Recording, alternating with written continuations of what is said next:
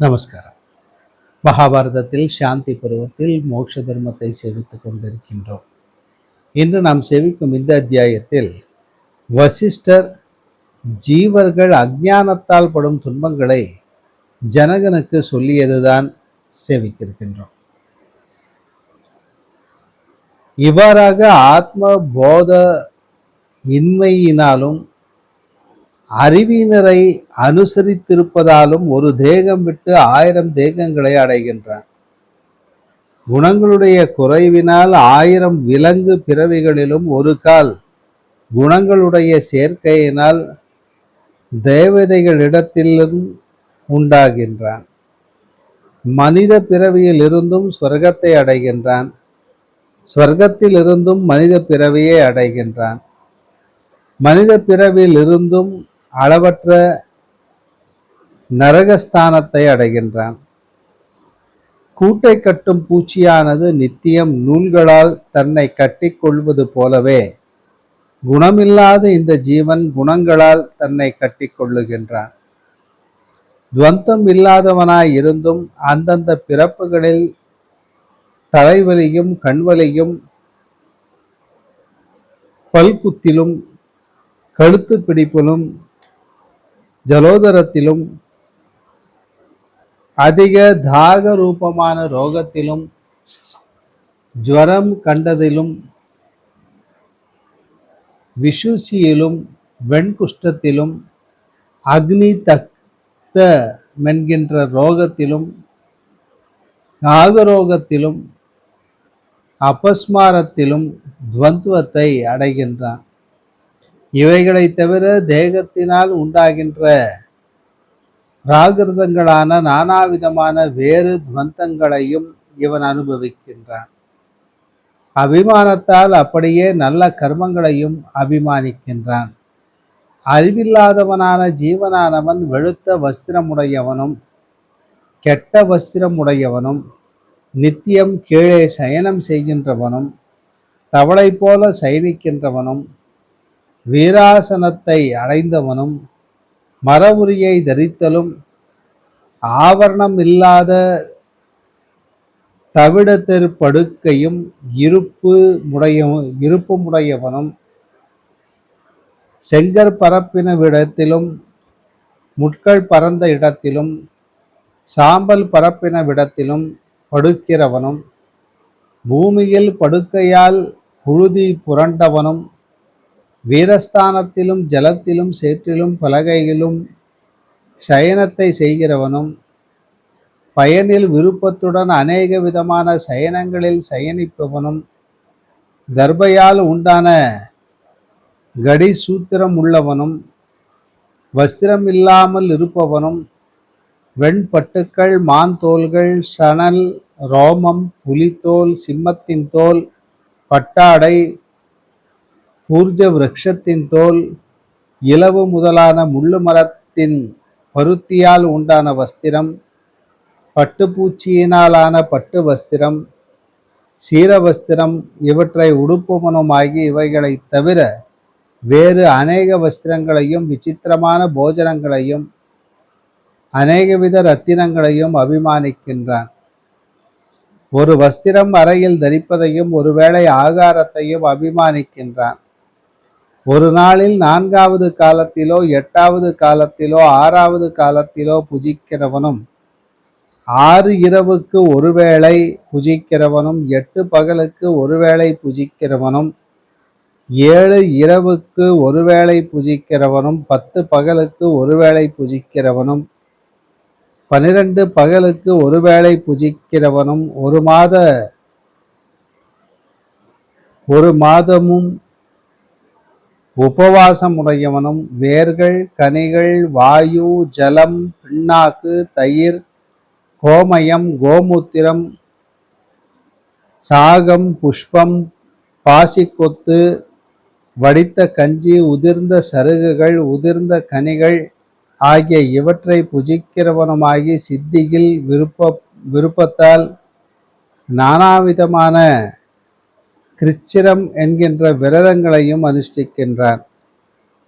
விதிப்படி சாந்திராயண விரதங்களையும் நானாவிதமான ஜடை முதலிய அடையாளங்களையும் 4 ஆசிரமங்களுடைய மார்க்கத்தையும் விருத்தமான காபாலிக் முதலான மார்க்கங்களையும் வேறான ஸ்மரங்களையும் பலவிதமான பாஷண்ட மதங்களையும் ஆசிரியிக்கின்றான். ஏகாந்தமான குன்றுகளின் நிழல்களையும் அருவிகளையும் ஏகாந்தமான மணற்குன்றுகளையும் ஏகாந்தமான காடுகளையும் பரிசுத்தமான தேவாலயங்களையும் ஏகாந்தமான தடாகங்களையும் ஏகாந்தமும் திவ்யமுமான கிரகங்களுக்கு நிகராய் இருக்கிற மலைகளின் குகைகளையும் ஆசிரியிக்கின்றான்.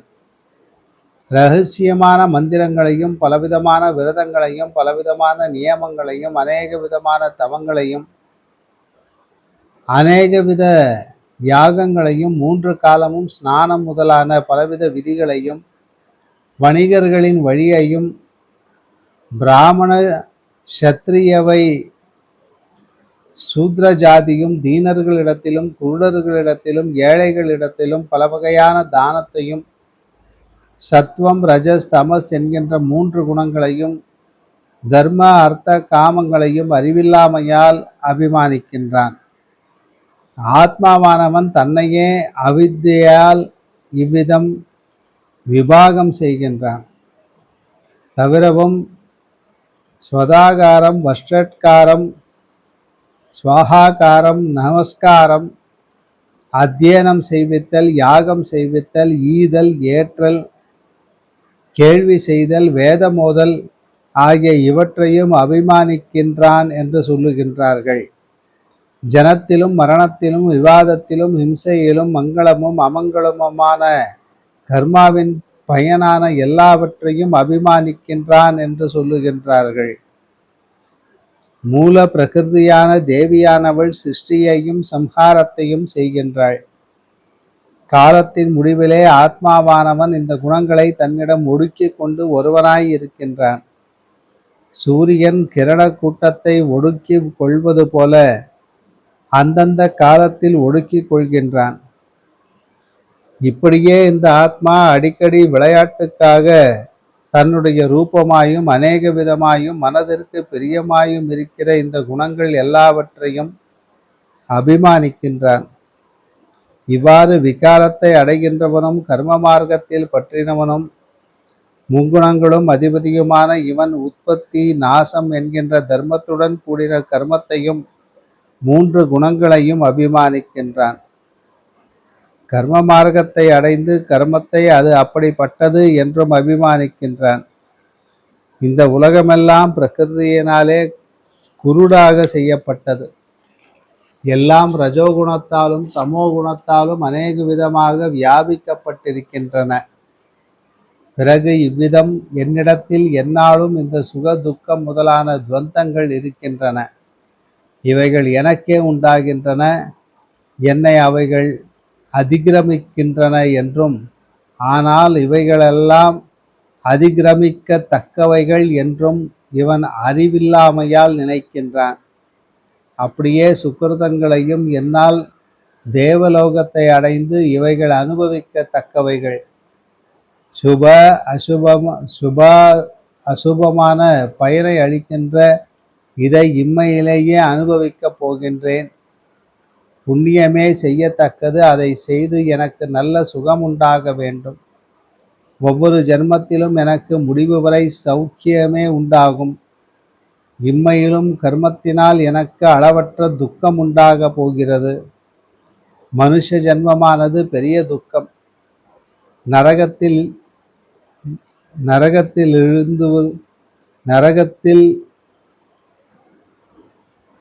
விழுவதும் உண்டாக போகிறது.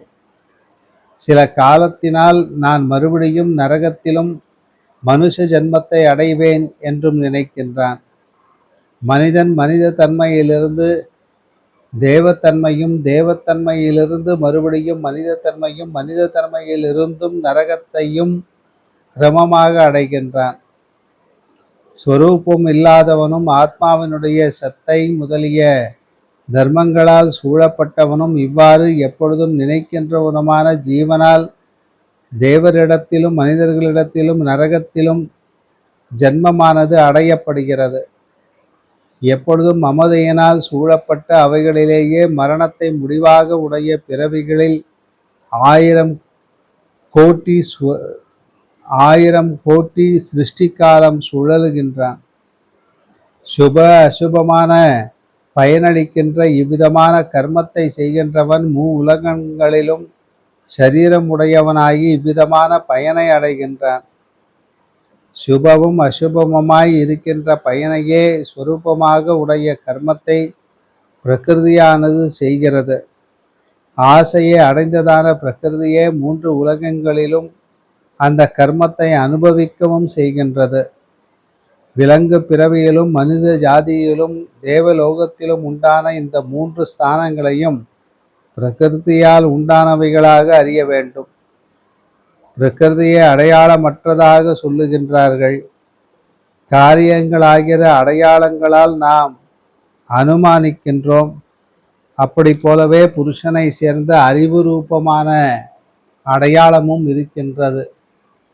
அனுமானத்தால் அல்லவா புருஷன் அறியப்படுகின்றான்.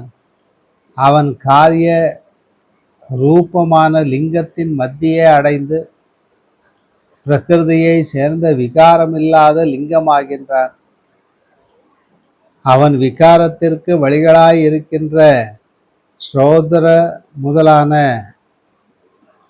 எல்லாவற்றையும் அடைந்து கர்மத்தினால் தன்னிடத்தில் பார்க்கின்றான்.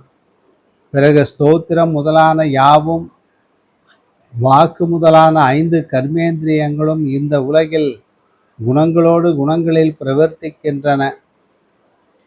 இந்திரியங்கள் இல்லாதவனாய் இருந்தாலும் இவைகளெல்லாம் நான் என்றும் இந்த இந்திரியங்கள் என்னிடத்தில் உள்ளன என்றும் விகாரம் இல்லாதவனாய் இருந்தும் விகாரம் உடையவனாய் இருக்கின்றேன் என்றும் நினைக்கின்றான்.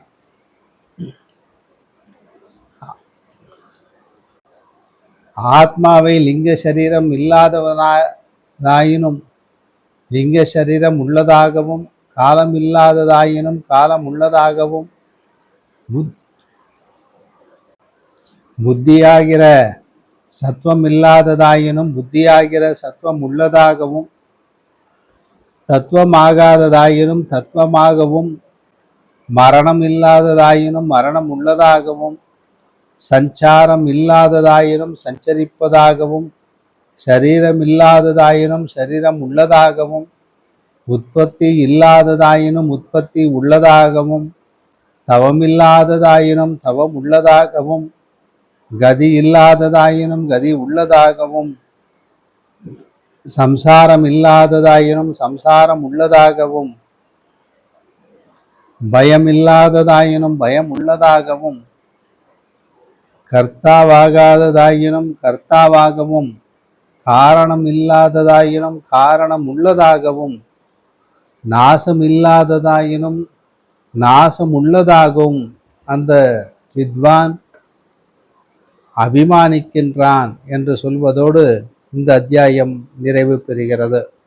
மீண்டும் நாளை சந்திப்போம். நமஸ்காரம்.